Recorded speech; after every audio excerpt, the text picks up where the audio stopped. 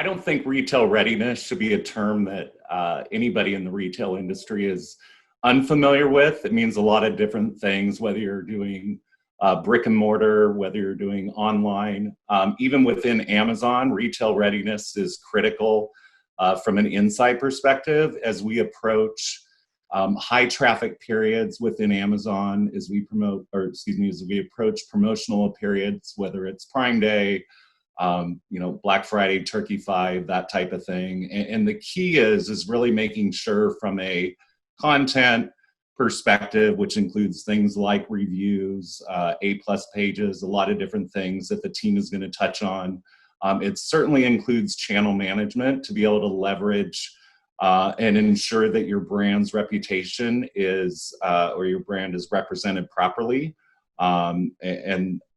Then there's also logistics, which is a critical part. So just similar to like if you were to walk into a brick and mortar store right before Black Friday, you would want to, and you were to walk the store, you would want to be sure that all those things were in place. You have plenty of inventory out, that the displays looked right, et cetera. It's the same thing online, except obviously there's a lot more factors, particularly just due to the complexity of online shopping and Amazon in general. So I'm going to let the experts touch on each of their key areas, which includes the 4 that I mentioned. But just keep in mind, as we're in early August now, we're already starting to plan for this retail readiness going into Prime Day, certainly around the beginning of October, which is really a kickoff to Q4 this year. So I really see as being kind of one season, if you will. Retail readiness also would apply if you've got seasonal products. So for instance, in fashion, you want to make sure before you launch your new line that you're retail ready. So there's a lot of different applications. Pull from it what makes sense for your business. But I think obviously we're talking about the ramp up to Q4 today. So with that, I'm going to go ahead and we're going to jump into the content piece first. So I'm going to let Leo speak to some of those things. So Leo, what are some of the first steps that brands should take in optimizing their content on Amazon as well as other marketplaces? Yeah, so thanks, Chad. Yeah, I think it's always best to remember that, in the e-commerce space, when you're selling products over the internet while fighting for attention spans, you have to be very strategic about communicating the value of your product in a way that's quick, concise, and clear.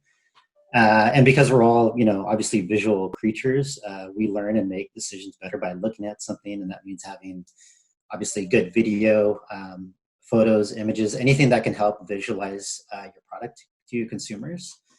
And then it's not just about having images. I think it's about having the right images. So different angles, good lighting, lifestyle shots, showing the product in use, all that fun stuff, really helps, again, the user kind of visualize your product. And then the last thing I'd add on to that is, from a copy perspective, obviously you want to practice good SEO optimization. But I think it's also more important to remember that the copy should be easy to read and, users can skim through it really quickly and get the benefits in a way that, again, is very clear and doesn't confuse them or, have a bunch of keywords thrown at them in a way that just doesn't really make sense when you're actually reading through it. So I think those are just some of the basic things that retailers can do to sort of elevate their content from, just being okay or average to being really good. Yeah, so Leah, those are a lot of great points. And I think when you talk about core content in general on the detail page, whether it's bullet points, title, optimized titles, et cetera, is there anything that brands should be thinking about this year as we move, has Amazon introduced anything or that they should be taking advantage of before Q4 in particular? Yeah, I mean, it's kind of the same stuff you talked about as far as, when you think about a brick and mortar and they get ready for a sale. I think it's important to remember that, for the average user on an e-commerce space like Amazon, they don't have that product right there in front of them and they can't pick it up and grab it and, kind of like look at it. So if you're dealing with, like, let's say perishable items like food or anything like that, it's important to remember to, show the user things like the ingredients or any nutritional facts that they might not get if, they don't have clear enough photos of it. So those are just some basic things that I think a lot of retailers either forget about or, they just kind of gloss over. So communicating, again, those details are really important when it comes to getting your products ready to be. Yeah, and I think you even touched on video, which I think is key there to tell the story for a particular product. So that's great. What are some common mistakes to avoid? Yeah, so just kind of related to what I talked about earlier. A lot of brands still don't have enough images. A lot of retailers use I've seen like 2 or 3 photos, which is not a great practice, whether it's on Amazon or any other platform, because again, people just really want to visualize that product. And then another thing I've seen is copying and pasting content from one platform to another. So your copy might work on your own brand website where there's not a lot of competitors, but on a platform like Amazon, you have to remember that you're competing against all these different products and all these different brands. So there's no room for fluff or irrelevant content. You need to be really quick, really to the point, because otherwise they're just going to scroll on to your next competitor. Hey everyone, John Giorso here. I hope you're enjoying the podcast so far. I wanted to let you know that this episode has been brought to you by Orca Pacific, the agency I founded to help brands succeed on the Amazon platform. If you need any services that relate to success on the platform, whether it be content, advertising, SEO, help on the back end when it comes to operational support, etc., feel free to reach out to our team. The best way to get in touch with us is on LinkedIn. And with that, we'll get back to the show. Great. And certainly a big part of content is obviously reviews. And we've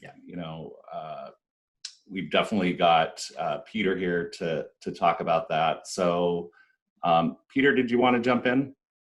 Yeah, absolutely. I would encourage everyone to think about reviews as just another form of content that exists on product listing and product detail pages. And I would also encourage you to think about how ubiquitous they are in the decisions that we all make. Back in the day when we used to go out to restaurants, we used them to select the restaurant. We may have used them to select hotels when we traveled. And increasingly, we expect those reviews to be wherever we go to shop.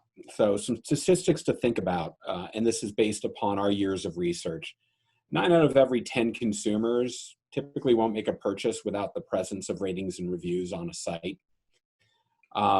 Even going from no reviews to a single review, our data shows can have as much as a 65% increase in sales lift. So just adding some authentic feedback can be very important. And put Amazon aside, Amazon very important, but we talked about some other retailers. We like to think ratings and reviews are the most important part of any experience, but our data, which comes from institutes like the Baymard Institute, tells us that actually the most important part of the product detail page is actually the image carousel. We talked a lot about that. So on sites that don't have ratings and reviews, or even ones that do, think about an alternate image that might be a glowing verbatim of your product. People, to the point made earlier, flip through those images in their absence of actually being able to physically hold that. And if you're communicating some great glowing verbatims about it, that accelerates the path to purchase. But in terms of the reviews that you are displaying, you need to make it a regular part of your go-to-market strategy. It's not that you only want to do a sampling campaign to generate reviews and then you can walk away from that for a year or two. Our data shows that Gen Z, they typically discount reviews that are older than 30 days. So having a constant stream of content is critically important. And as I've mentioned in some other venues, 95% of everything you would get from a traditional focus group, you can find by just going to Amazon and reading ratings and reviews for a product. So I would encourage you to work with platforms like Power Reviews to analyze all of the content that's being generated and making sense of it, because it can really help you with your product development and product improvement, in addition to obviously presenting the content to consumers to help accelerate the path to purchase.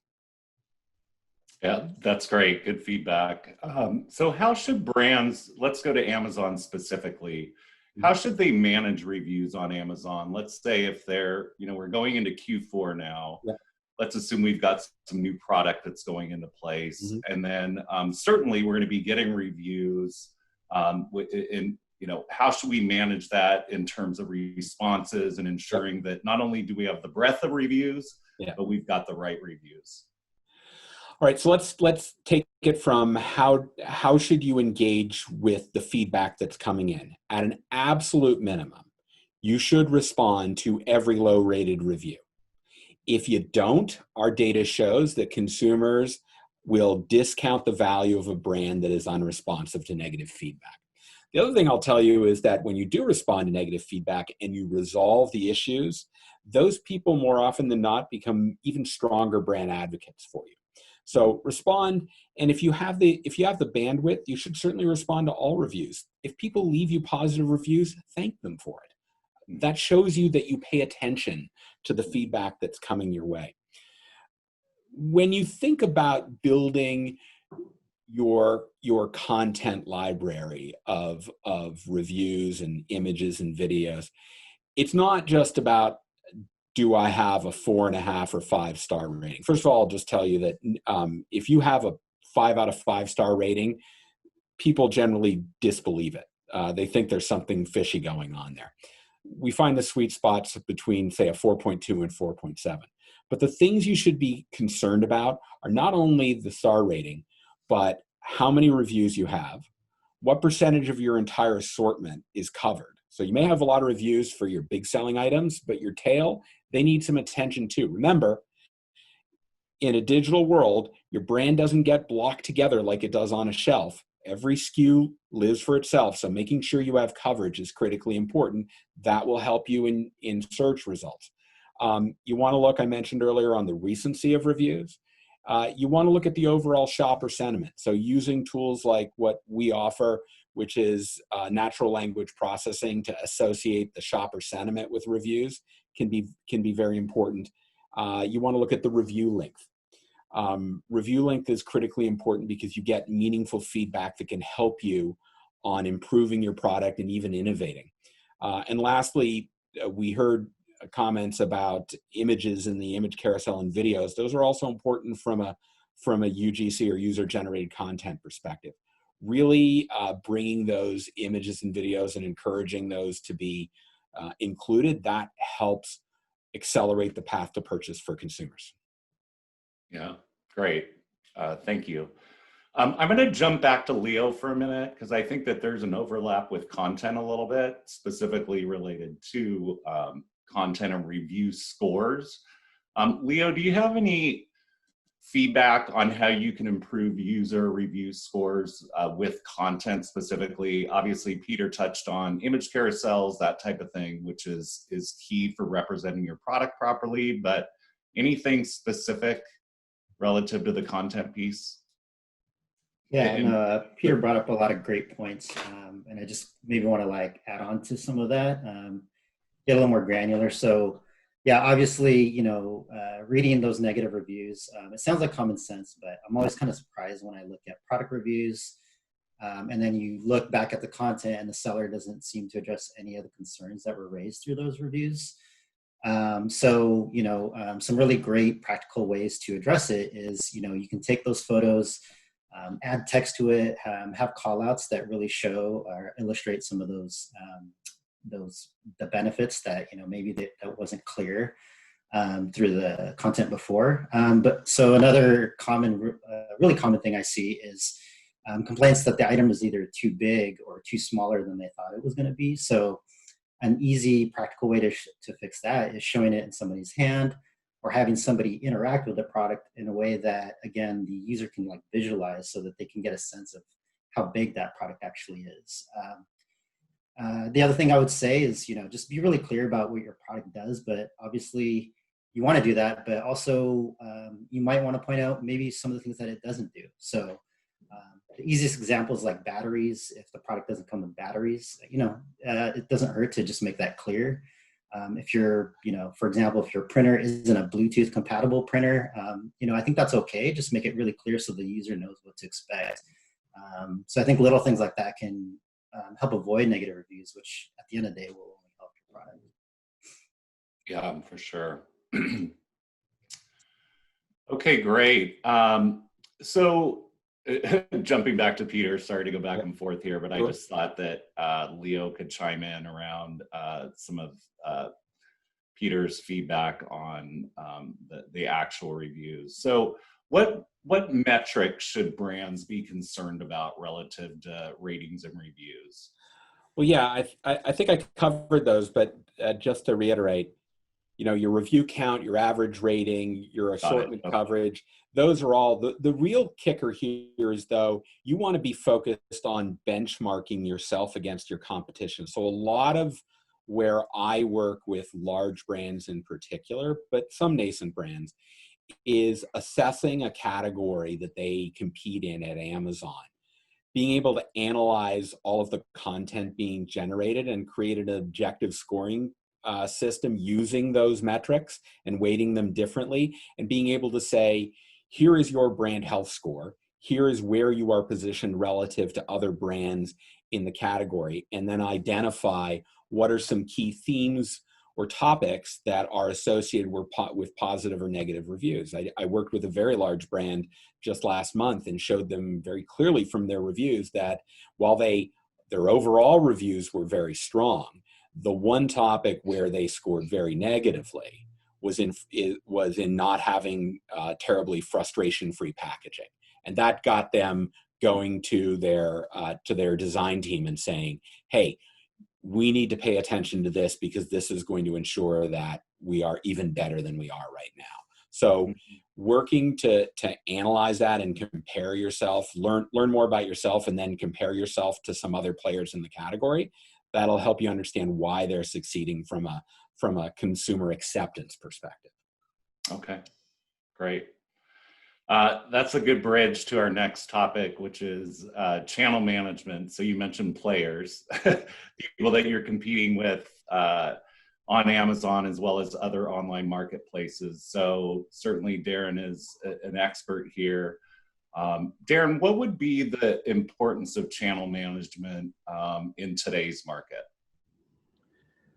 So I think that what brands are realizing is that it is critically important that they control who is selling their products where, and that they are in each of their channels being represented and being sold by the retailers that they prefer, rather than some nameless, faceless, anonymous third-party seller, diverter, somebody like that is not going to make the proper investments in the brand, not going to preserve the brand's equity, frankly, not going to allow the brand to optimize their sales. So, whereas historically, I think a lot of companies had the strategy for decades, if not longer, of let's distribute our products out as far and wide as possible, and any sale is a good sale. And we want to be everywhere at every time. And I think that, the sentiment might hold true insofar as, we want to grow, we want to, our distribution to be widespread. We want to become, very large and very well known, and that's great. I think that it has just become very important today that brands go with the right partners to get there. So, for example, selling your products on Amazon, it's our view that you want to be represented or sold on Amazon through as few of partners, whether that's Amazon 1P, whether that's on the 3P side, as possible, because you want to optimize your performance in the channel and not be diluted. So essentially, when we think about channel management, it is, are your products being sold by the people that you want to sell them in the places that you want them to be sold? Okay. Yeah, you mentioned Amazon. They're certainly over the last couple of years have put numerous measures in place to assist brands and assist sellers. but I still think that a lot of that falls back on the brands to manage their, to evolve their own management practices to minimize, let's call it online disruption, if you will. So how do you see brands doing that currently? You touched on it a little bit, but yeah. So I think that intentionality and control would be the key takeaways. And I think that whereas it is true that Amazon has placed various programs, stood up various programs around counterfeit prevention and things like that. I mean, we can sort of set that aside, and brands can take the help that they can get from Amazon in those types of situations. But let's just assume we're talking about unauthorized sales, okay, gray market sales. Amazon, in our experience, having worked with hundreds of companies in the space, views that very much as the brand's issue, the brand's problem, and a result or a function of the brand's lack of control over its distribution. So somewhere, somehow in the brand's distribution channels, there is opportunity for product to be taken out of authorized channels, gotten into the hands of unauthorized sellers, and to show up on an Amazon marketplace or other platform where its presence will disrupt the brand's entire go-to-market strategy across all channels, frankly, not just on Amazon. So, I think that the brands just have to realize that this is a matter of self-help. And they're going to be the ones that are going to have to change things for themselves. The marketplaces or their channel customers or whatnot aren't going to do it for them. yeah, so how do you, that's been a common complaint on the marketplace for years. I mean, Amazon, open marketplace, eBay, you name it. How do brands regain control of that? I mean, particularly as we think about going into Q4 here, like what should brands be doing right now? Well, I think at the very most basic level, and you'd be surprised at how many very large, very sophisticated companies are as yet unclear on this issue, but it is, what is your Amazon strategy?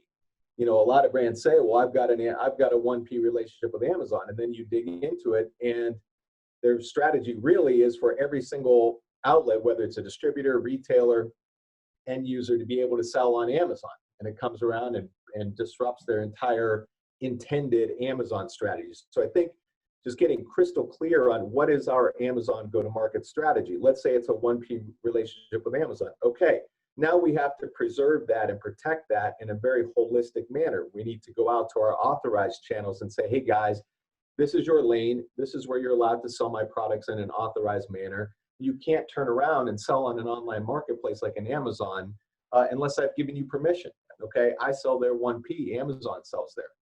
I don't want a ton of intra-brand competition. I don't want to fight myself before I go out and fight my competitors. Okay, and so they have to have appropriate levels of control over their authorized customers, and that's where things like MAP and things and authorized reseller programs and things like that can fit in there. They also need to have control or a basis for enforcement against unauthorized sellers. And this is where a lot of brands lose their grasp on something that's going to work. And so I think that brands need to understand that unless they do very specific things legally, it's totally fine for people to buy and resell your products. And simply calling them unauthorized or telling them that they're violating your MAP policy or things like that are essentially meaningless. So they have to have the right foundation in place to be able to deal with unauthorized sellers. And then they're going to have to go out and be prepared to enforce against anybody that's disrupting their strategy, whether that's an authorized customer that's breaking their reseller policy, selling cross-channel, breaking MAP, or an unauthorized seller that ultimately will be subject to legal claims by the brand if they have the right foundation. But that is essentially that strategy, foundation, enforcement component. I think last thing I'll say about it is get really clear on the KPIs that are going to be indicative of success for you from a control perspective, and that will allow you to leverage that control to drive growth. And you'll see a lot of people focused on, oh, I got rid of this many unauthorized sellers, or I sent this many MAP notices, or kind of meaningless kind of vanity metrics like that. And they want to be looking at things that are really indicative of commercial improvement. What is the percentage of sales going to my authorized sellers? Okay. What is Amazon's buy box ownership and how is that ticking up in a 1P type model? What are my ASPs in the channel? How am I able to leverage my online stability in an Amazon channel into the offline world to be able to go out to my retailers offline and say, hey guys, look at me online. I'm clean, I'm profitable, I'm the one that you should invest in. And certainly tying back to Peter's comments, I mean, tracking that review sentiment. I mean, if you're out there seeing reviews where you're saying, got something, it was leaking, it was expired, it was broken, it was missing pieces, it was, you know, all of these things indicative of the fact that people are getting a hold of your product somehow, liquidation, you know, promotion, you know, you name it. Okay, there's ways to get it. And then just selling it under your official ASINs and you're getting tagged with that. So that's yet another sort of indicator. So you want to see that review sentiment ticking up as well. Yeah, I love how you put everything in the buckets because it makes it very clear, like breaking out authorized, unauthorized, coming up with a strategy for enforcement, and then measure, you know, and then obviously putting metrics in place. I think that's key. You mentioned that a lot of brands will just go on Amazon or go on online marketplaces without that. And I know certainly I've spoken to brands where we talked internet policy, but what do you think putting an internet policy in place, but what do you think is holding brands back from doing that? Is it just the transition to online? Is it the complexity of it, or do they need help? I think that in a lot of companies, e-commerce teams may get a lot of the things that we're talking about. I think when you start, particularly larger companies, you start getting more into C-suite and you know, executive levels, I think they're focused on that kind of 80% of their business rather than the 20% that is online. Now, obviously, that's going to change and shift, you know, particularly given the days we're living through right now. But at where we sit, that still is very much a real thing. And I think that whoever is feeling this pain internally, whether it's they're being eroded online, they have a bunch of unauthorized sellers, they've got bad reviews stacking up, they can't run a map policy, whatever those things are, people are saying you need to get Amazon under control. I think if you're sitting in that place internally, you know, you need to step back and be able to educate the executive leadership in your organization about the ripple effects of all of this across your entire omni-channel presence. I mean, offline, online, your own direct-to-consumer site, whatever it is going to be impacted by this, and being able to pull those metrics in and show, yeah, we lost X amount of sales to unauthorized sellers on Amazon, for example. That's one layer. Okay, our ASPs in the channel declined by X amount. That's another layer. We had to go and give, you know, we had to, you know, we weren't as in a strong a negotiating position with Amazon. We came up for negotiations. We had to give them extra co-op, extra margin, whatever. We're also getting jammed by our brick and mortar retailers and having to, you know, they're threatening to pull back shelf space. They're not going to partner with us on this particular promotional effort, whatever.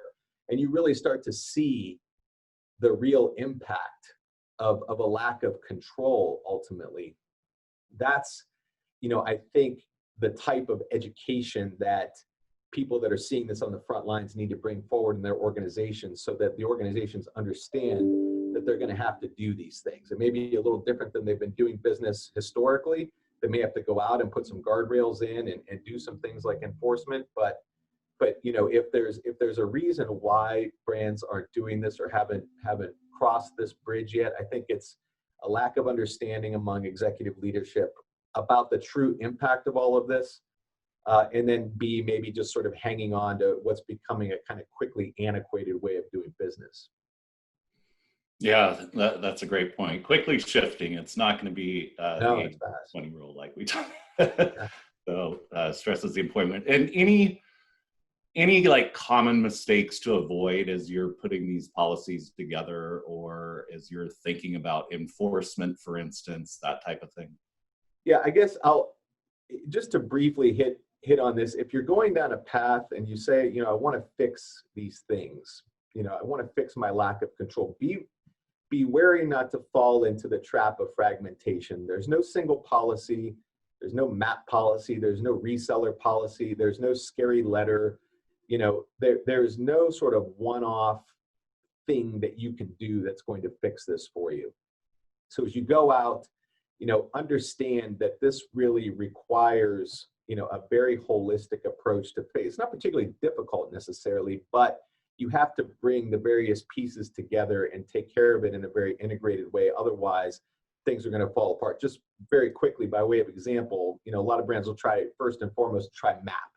Well, MAP only applies to your authorized sellers. You've got, 100 unauthorized 3Ps on Amazon. They don't follow your MAP policy. I mean, Right. most of the time, you don't even know who they are or where you're getting the product. So, that fails. Some other brands will go out and say, I'm going to use a monitoring tool that's going to sling some scary letters or scary messages to these resellers that are disrupting me. And the good sellers just laugh when they see another, oh, you're not authorized, you need to stop letter. Okay. I mean, so without going out without the foundation and trying to scare people doesn't work. You can't attack this kind of piecemeal if you want to win.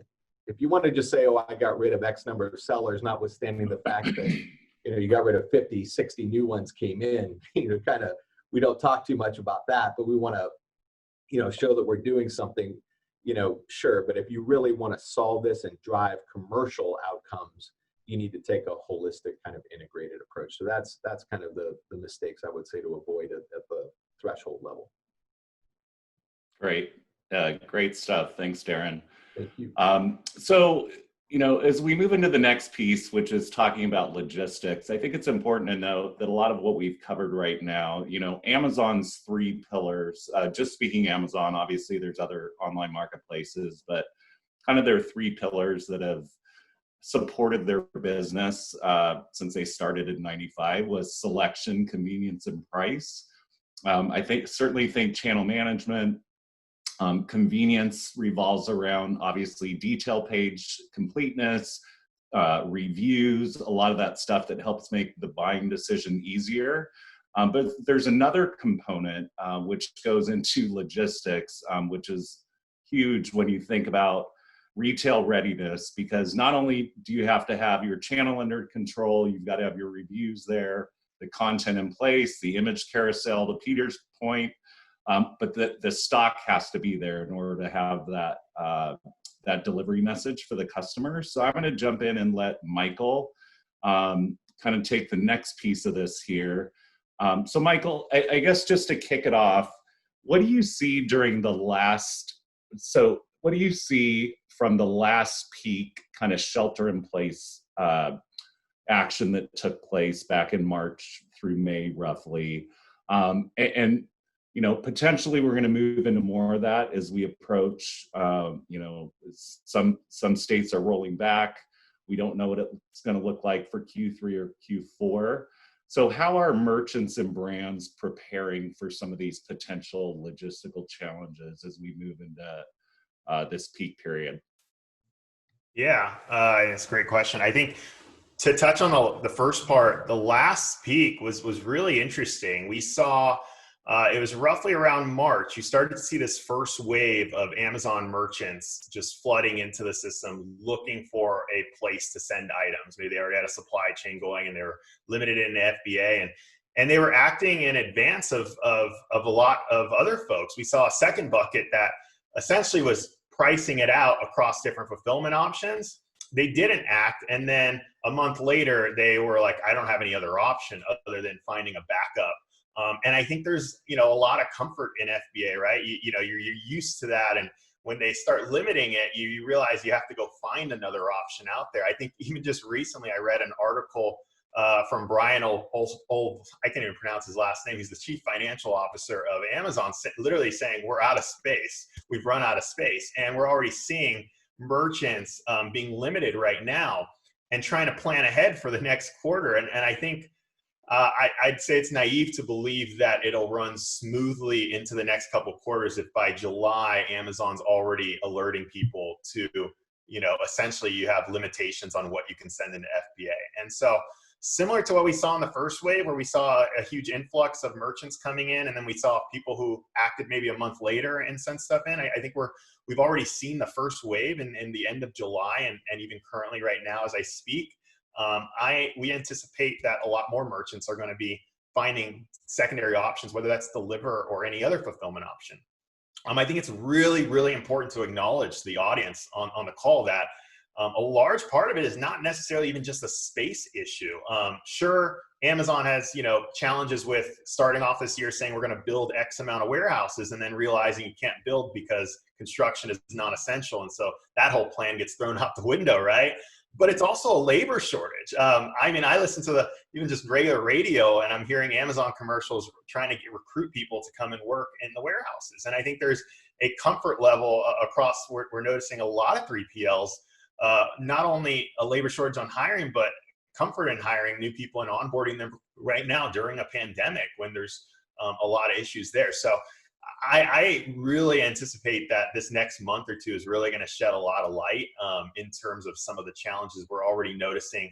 People, even with limitations in FBA, are saying the receiving time has just gotten pushed back because everyone is trying to send stuff into FBA right now to try to get it ready and try to get as much inventory in there as they can. They should, but we're already starting to hear from our merchants that even though I sent it in, it's taking a while to get received. So that's what we've seen in the last wave, and that's kind of what we're forecasting right now as we head into Q3 and end of Q3 and Q4. Yeah. So you touched on a couple different fulfillment options for these 3P merchants, or even for example, 1P brands, right? What would be some of the other options that brands should consider right now? And is it realistic for them to get these in place before we get to Q4? Yeah, that's a great question. Is it realistic? Yes, you're going to have to start doing your research now, depending on what you think your limitations are going to be. We're already starting to see, even like on Walmart, for example, we saw drop ship get closed up this week, and a lot of those people get pushed to 3P, a lot of capacity constraints there. And I think in general, it's wise for any brand or merchant to be looking at different options. If not, it's likely if they have a good option, it'll get slowed down. We're specializing in fast and affordable fulfillment. So for us, we have to have lots of warehouses. We have 35 plus warehouses we partner with, but we have to have that because items have to get out the door quickly. And Amazon has trained people to do that. So if you're, comfortable at your current state, you may, it likely will still, your current 3PL or whatever option you're using will fulfill. It's very likely we're already seeing transit times slow down. So that's the other component, right? You have whatever transit method you're using, FedEx, UPS, USPS, those are already slowing down and not becoming as reliable, even on 2-day guarantees. And that's July and August. So I can only imagine it's going to get a lot worse, both on the transit component, which is another whole component that we should consider. And really, you don't have many options there, right? Because you have Amazon's own fulfillment network, and then you have a few options to select from there. Mm-hmm. Yeah, that's a really interesting point on the transportation piece. And what should merchants be thinking about relative to options for transit? Yeah, I think any merchant should have a backup option, if not 2 or 3 right now. If you're only relying on FBA and your current fulfillment warehouse, have a third option. We had merchants who had that set up as well. And given whatever state they're in, they had to close down a warehouse in 2 days and transfer all inventory to another one. So that's a pretty hectic move. We've seen that happen. So have 2 or 3 backup options, whether that's Deliver or any other fulfillment option. Have it, ready to go, because we're noticing merchants come in saying my backup option to FBA is not allowing me as well. And right, so you're hearing different things as well, depending on what your options are, and you should have that ready, because without that, there's going to be no Q4 if you can't get that fulfilled. So. Yeah, for sure. And then what would you say, as long as we're talking fulfillment options, kind of some of the major pros and cons for each of the ones that you touched on? Yeah, so real quick, the big pros about Amazon is they tend to take care of everything that if you're traditionally on Amazon, you may not even realize. We had some big Amazon merchants come in, and they didn't realize that even canceling an order on Amazon, when you're doing such high velocity, 1,000, 2,000 orders a day, that whole component of customer service and cancellation is all handled by FBA. And when you switch to FBM, you have to actually handle that between you and your own warehouse, right? So there's a lot of components that people neglect that FBA does a fabulous job at. I mean, they've done an amazing job at building up that network. But you have to be ready for that, right? If you've traditionally only stuck with Amazon and never done fulfillment by merchant. So that's one of the big things we notice if you're just going from Amazon to a traditional one. I think the other thing is, if you're going with any other option and you're traditionally selling on Amazon and having Prime, you will have to move over and create either a duplicate or convert. We recommend creating a duplicate FBM listing for your product. And you have to get that prepared as well, because there are no options out there. And I think it sounds like Amazon's winding down seller fulfilled Prime from what we've seen. You don't really have any options for Prime there. So that's, with Amazon's algorithm, we've noticed that, I think during peak, they used to give preferential treatment to Prime regardless of the transit times. And then we saw them make that shift where they gave preferential treatment to just transit time. And so we've noticed FBM can do a lot depending on when transit times in Amazon go down. You can be well prepared to do just as much volume there because buyers are only loyal to whatever gets the item there the fastest. And that's also another thing we saw during the last peak is we monitor orders shifting to other marketplaces. When Prime Transit goes up to a month and it takes you a month to get your item, we saw a massive shift to other marketplaces immediately. And that just shows you that buyers are only loyal to whatever gets them the item there the fastest, especially going into a holiday season. Yeah. So you mentioned some of the, Amazon restricting, FBA shipments, that type of thing. We've heard that just because they're at capacity, they're trying to scale up. Putting kind of the logistics piece aside, do you have any other recommendations for brands in terms of how they can get ahead of some of this inventory stuff or out of stock situation with Amazon? My only other option is do your research. Check out Deliver as well as an option. We do quick onboarding in a matter of we have merchants who send us stuff on a Monday and can get received by Friday and for sale on a Monday. So we have a very quick, no contract. You could see your pricing. It's 25% of our merchants don't even speak to anyone if no one likes talking to anyone and they just like doing it on their own. It's a very self-serve model to connect into our network. The other option is doing research on other traditional 3PLs. I think it's important, though, that merchants have inventory spaced out in multiple warehouses. Using our network, you have to have it spaced out in the same way you do with FBA. That may present more cost on inbounding items to a fulfillment center, whether you choose Deliver or anything else. But I think it's really wise to be prepared and actually just do that just for the sake of diversification. For example, our network, if one warehouse goes down, which we had a situation where, you had a COVID case in one or two warehouses, one goes down, you have inventory in 3 other warehouses that we can still go and fulfill your product. If you're relying on one other option that has one warehouse, it's risky. It's very risky going into the next couple quarters. So make sure whatever option you're doing, if you also have maybe sub options within that as well. Yeah, all great stuff. Anything else I think you'd like to say as we close out the logistics piece? I think from Deliver's perspective, it's always have different fulfillment options, but also make sure you have different channel options as well. Like I said, there's a shift when transit times go up on Amazon. So get those other options ready. We've been not only getting people in different warehouses, but also on different channels in a matter of a week. So that way they're diversified when that time comes. Granted, you're going to get more sales on Amazon, but you never know what might happen, and you want to be prepared for that shift if that happens.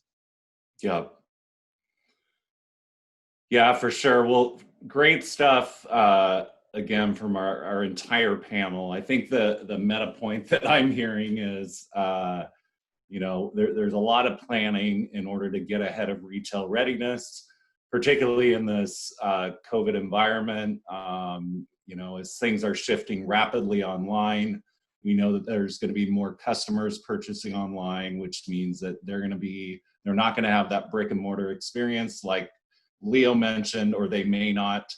The reviews need to be in place. Obviously, the channel management is key on logistics there. So, and Daren made the point that you definitely want to have a plan at the executive level to kind of address a lot of this stuff, because these are major shifts in our retail landscape that, you know, is kind of debunking all what we've known in the past. Thanks again for listening to another episode of eCommerce Deep Dive. Be sure to subscribe to your favorite podcast platform or on YouTube. And if you get a chance, go in and leave us a rating. It would help a lot. Thanks again, and talk to you soon.